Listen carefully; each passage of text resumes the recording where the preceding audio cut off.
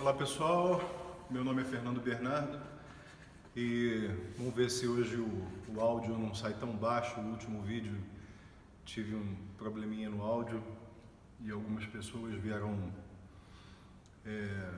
me dar até sugestões de eu comprar um microfone de lapela e tal. Eu vou tentar fazer isso o quanto antes.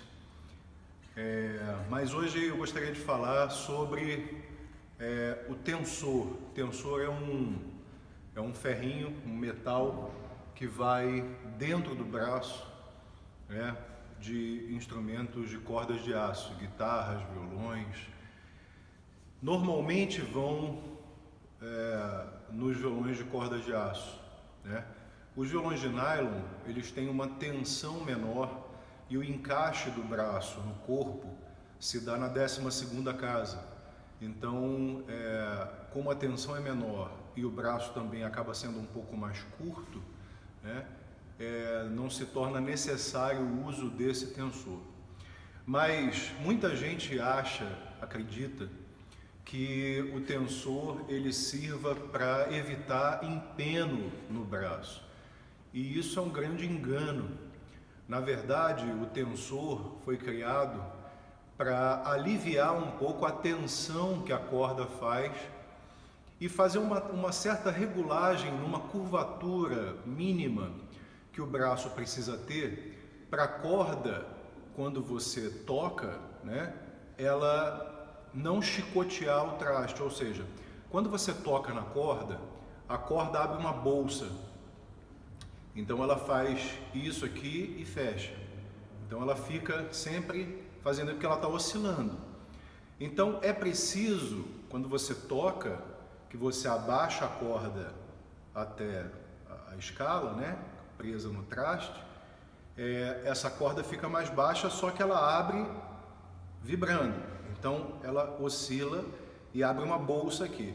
Para que você não tenha trastejo no braço, é preciso ter uma certa curvatura, mas é mínima. E essa curvatura normalmente você cria um pouco dela com o tensor. Acontece que muita gente, achando que o tensor foi feito para eliminar a ação, que é outra coisa, que quando a corda fica muito alta, né? Então vai lá, pega a chave e aperta esse tensor, e esse braço, quer dizer, o trabalho que o tensor faz é de jogar o braço um pouco para trás, né? Porque a tensão da corda está puxando o braço para frente.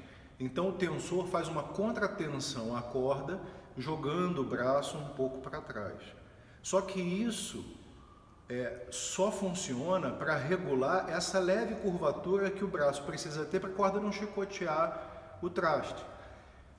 Quando o braço empena, ele empena, obviamente no sentido da tensão da corda, empena para frente, a corda fica muito alta. Então fica difícil de tocar, fica chato de tocar. Mas quando o braço empena, o tensor empena junto com ele, né? Então muitas pessoas acham, porque o braço do meu violão tem tensor, então não empena. Empena sim, empena como qualquer outro, da mesma forma que ele pode torcer também, porque isso é um trabalho da madeira.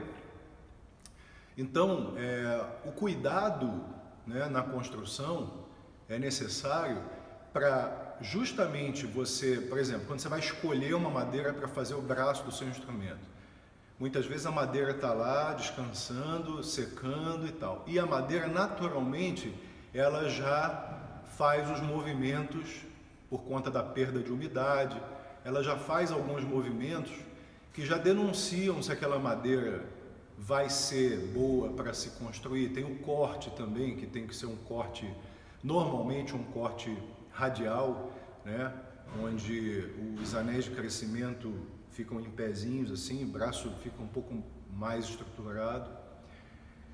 E aí o tensor, enfim, é colocado no meio desse braço, depois a escala vem por cima, colada, tudo bem. Mas é importante que você, no trabalho com essas madeiras, na escolha dessas madeiras, perceba se elas têm resistência mecânica, né, suficiente para que esse instrumento tenha durabilidade. Hoje em dia está muito comum essa questão da obsolescência programada, né, em que você vê um instrumento, você compra agora um instrumento, está bom, daqui a 1, 2 anos o instrumento começa a danificar, a empenar e tal, e aí não há muito o que fazer. Fora problemas de construção, talvez vocês já tenham visto cavaletes muito altos, né? Principalmente em violão que recebe parte elétrica, né? Você precisa de um pouquinho mais de massa ali no rastilho, né? Naquela região, para poder ter estrutura mecânica e tudo. Então, como eu já falei no outro vídeo, a massa do cavalete vai influenciar no som. A altura desse cavalete também vai influenciar no som, né? E muitas vezes as fábricas fazem esse cavalete mais alto justamente para não ter essa preocupação extrema, né, em fazer o instrumento ficar regulado no seu ponto ótimo, né? Então eles mandam com a corda relativamente alta, né, porque isso também esconde alguns problemas de construção, tá? Então tem muitos violões de fábrica que você tenta baixar a corda e você tem um limite que o instrumento aceita, senão você tem que fazer uma intervenção maior, uma intervenção física maior, seja diminuindo a altura do cavalete, ou trocando os trastes, fazendo nivelamento na escala, porque é madeira e essas madeiras trabalham. E numa fábrica você tem uma quantidade absurda desse material entrando em máquinas e tal, não tem essa mão do luthier verificando, cuidando se essa madeira está torcendo um pouco para cá, será que ela já torceu tudo o que precisava, será que no trabalho de aparelhamento dela você vai conseguir ter uma estabilidade, tudo isso não é verificado da melhor maneira porque se tem uma quantidade, uma necessidade de se fazer um número X de instrumentos com o mesmo padrão e tudo mais. Então, é um processo industrial, né, normalmente, e que, assim, passa um pouco à margem esse cuidado, tá? Você vê muito mais natural, inclusive, baixos, né, com torção de braço, porque o braço ainda é mais longo ainda. Então, muitas vezes eles recebem 2 tensores para justamente tentar equalizar essa questão, para ele não torcer e tudo mais. Longarinas, né, peças dentro do braço, paralelas aos tensores, de fibra de carbono e tal, para poder minimizar esse trabalho do tempo, da ação do tempo e da umidade e do calor e tal, e da tensão permanente da corda, tá? Então, assim, para deixar claro que o tensor ele está ali como um ajudante e não como um objeto que vai impedir o teu braço de empenar, tá? Existem tensores two-way e tensores one-way. Quer dizer, existem tensores que eles fazem os 2 trabalhos, quer dizer, você aperta para um lado, ele joga o braço para trás, né? E você aperta para o outro, ele joga o braço para frente, tá? Normalmente esses tensores são um pouquinho mais robustos e vão necessitar de uma profundidade um pouquinho maior no braço, portanto o braço pode ser que fique um pouquinho mais cheinho, né? Um pouquinho mais grossinho aqui na pegada, mas isso também a gente tem que analisar, tá? Obviamente porque cada tensor, cada fabricante vai ter uma forma de trabalhar, né, diferente, tá? Eu normalmente uso nos meus violões os tensores da Martin, que eu acho que são tensores confiáveis, são muito legais. E eu tenho todo esse cuidado na hora de fazer os violões para que, obviamente, ele tenha uma vida útil longa, né? Até porque é o meu nome que está ali. Nas guitarras, né, isso a minha experiência já desses 26 anos fazendo instrumento já mostrou. Por exemplo, tem a questão também de rompimento, né, pelo tensor do braço, ou seja, o cara aperta tanto o tensor, né, e eles deixam uma espessura tão pequena, né, do final do braço, onde você pega, até a parte interna onde está o tensor, e quando você aperta aquilo, né, ele vai puxando e vai esgaçando a madeira e pode romper. Então tem tensores que saem pelo braço, né, pela força que fazem. Isso também é uma coisa que não que seja comum, mas tem a ver com o lado da construção. Você tem que tomar cuidado na hora de deixar essa espessura de madeira abaixo ali da linha do tensor, para que ele tenha estabilidade também e não aconteça isso, tá? Quando o braço começa a empenar e você tenta regular o tensor e o tensor não retira o problema, né, porque ele não é feito para isso, a gente já começa a desconfiar, porque realmente esse braço deve estar bem empenado. E aí, quando o braço empena dessa maneira, a madeira ela tem uma memória, né, normalmente. E você tem, obviamente, materiais também. Por exemplo, eu particularmente não gosto de escala de jacarandá indiano. Eu acho que ela trabalha muito, a estabilidade não é boa dessa madeira em escala, eu não gosto, né?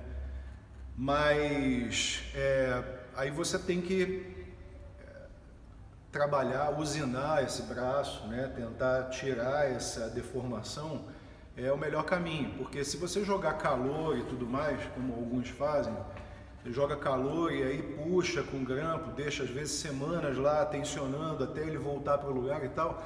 Quando você tira aqueles grampos e volta, o instrumento fica bom durante um tempo, mas daqui a pouco ele volta de novo, porque a madeira assimila uma memória que é dela, do trabalho dela, de como ela torce ou empena, e principalmente porque ele fica continuamente com a corda tensionada, né? E aí volta o problema depois, tá? Então, assim, retrabalho, eu acho que não é por aí. Muitas vezes eu aconselho até trocar o braço e fazer um braço decente para colocar no instrumento, para você não ter mais esse problema, tá? No caso das guitarras, existem duas diferenças básicas. Eu vou pegar dois modelos, duas marcas que são bem conceituadas. Uma é a Gibson Les Paul e a outra é a Fender, né? Uma Fender Strato, que seja. Normalmente os braços da Gibson são construídos de forma radial, ou seja, a melhor maneira, a mais estável seria, né, de ser construído, tá? Os anéis de crescimento estão em pezinhos, né? Ela tem essa estrutura, ela vai receber tensão da corda para cá, então essa estrutura dos anéis de crescimento fazem com que ela fique mais estável. No caso da Gibson tem um outro porém, que é um agravante chato, que é o tal do ângulo que a Gibson faz de 17 graus, que aquilo ali é ótimo para quebrar. Você dá um peteleco com aquela tensão, vai quebrar. E normalmente quebra quase decepando a mão do instrumento, né? O que eu considero um problema de construção. Eles sabem disso, não resolvem porque não querem. E não está só no ângulo, está na falta de estrutura interna, alguma longarina, como eu falei antes, que segure isso, né, essa tensão. Por quê? Porque vem esse ângulo agudo da mão da Gibson, né, e chega aqui, tem o tensor por dentro. Isso aqui fica muito fino, essa junção do braço com a mão, bem fina, uma espessura entre o final do braço e a parte interna do tensor, muitas vezes em torno de 2 milímetros, não dá estrutura mecânica para isso. E aí você quando dá a pancada, que ela quebra por quê? Porque quando o corte é radial, você tem os veios medulares, que são costuras que a madeira tem naturais, tá? E normalmente quebra nesse veio medular. Então, se o corte está radial, o veio medular está deitadinho aqui, tá? Então ela quebra justamente no veio medular, tá certo? Então dificilmente você vai ver uma guitarra Fender quebrando assim, porque o corte já é um corte flat, né? E esse corte flat é aquele que tem desenho de cúpula de catedral, né? E nesse caso do corte flat, os anéis de crescimento eles estão deitados, tá? E o veio medular está em pé. Então isso cria uma estrutura nesse eixo muito interessante e ganha um pouco de flexibilidade, né, suficiente para você regular melhor o tensor. Então assim, o Léo Fender realmente tem que tirar o chapéu, porque ele revolucionou muita coisa na construção da guitarra e, putz, não tenho o que dizer, né? Se não fosse ele, acho que não existia muita coisa, muita facilidade que a gente vê hoje por aí sendo reproduzido por outras marcas, né? Então, galera, é isso. Eu espero ter elucidado um pouco mais desse assunto, né? Obviamente, quem quiser entrar em contato comigo, quem quiser ter aulas de luteria, entender a fundo disso, pode me ligar, manda um e-mail para mim, né? Tem a minha página, que é F. Bernardo Acoustic, na internet, então tem lá os meus dados, você pode entrar em contato, a gente marca, se você quiser saber isso a fundo, né? Mas tudo parte da construção, né?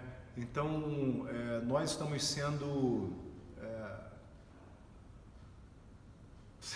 a gente está recebendo tanta porcaria, né, na verdade, tanto instrumento, até grandes marcas têm submarcas com uma qualidade muito duvidosa, né? E a gente olha achando, mas é uma Fender, mas é uma Gibson, mas é uma, sei lá, Epiphone, seja lá, né, ou uma marca qualquer. A Corte, por exemplo, é uma marca que eu gosto muito, acho que ela é muito honesta, né, nos instrumentos sólidos. Nos acústicos até eu acho ela também um instrumento durável, um instrumento óbvio, né? Assim, a minha visão é uma visão de luthier. Vai ser difícil eu gostar totalmente de um instrumento de fábrica construído para ter um custo baixo e ser bonitinho e tudo mais, né? Mas de qualquer forma, eu acho que a gente está com uma profusão de instrumentos ruins, tá, nas lojas por conta de custo.